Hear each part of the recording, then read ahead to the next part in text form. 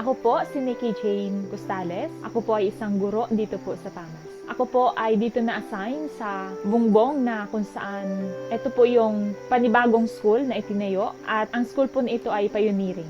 Ang mga tao po dito sa bundok ay belong po sila sa Palawanos tribe at sila po ay medyo may kalayuan sa mga tao sa baba. So, ang kanila po sigurong pag-hike simula dito papuntang baba ay nasa 5, ayan, at more than pa na oras ng kanila pong paglalakad. At ang mga tao po dito mostly ang kanila pong hanap buhay ay pagtatanim ng mga gulay at kanila po itong dinadala sa baba. Ang buhay po nila dito ay hindi ganun kadali dahil malayo po sila sa kabihasnan. At dahil nga po sila ay malayo sa kabihasnan, hindi po nila makayanan na makapag-aral. Ang mga kabataan po ay tumatanda na hindi marunong magbasa, hindi marunong magsulat. Ang education po ay nagplano na magkaroon ng Vacation Bible School dito po sa Bungbong. At sa week pong ito ay idinaraos namin ang aming pong programa at nasa ika-5 araw na po kami.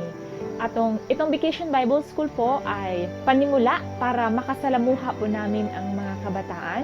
At dahil nga po ito ay pioneering, ang mga kabataan po dito ay wala pa po talaga silang alam.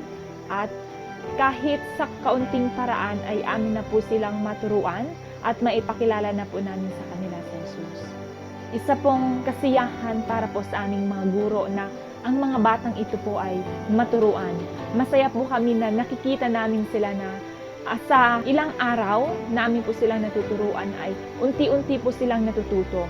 Bagamat merong barrier sa communication kasi po ang kanila pong pananalita ay Palawano na dialect at mahirap man makipag-communicate sa kanila, pero praise God kasi unti-unti ay meron silang natututunang awit na Tagalog, mga memory verses na kanila pong na-memorize at higit sa lahat ay yung pagkatuto nila sa English, ayan din, napakahalaga din po para sa kanila. At higit sa lahat ay natututo sila na magkaroon ng pakikipag-social sa aming mga guro at sa ibang tao. At sa mga magulang po ay nabigyan din po kami ng pagkakataon na amin rin po silang makasalamuha.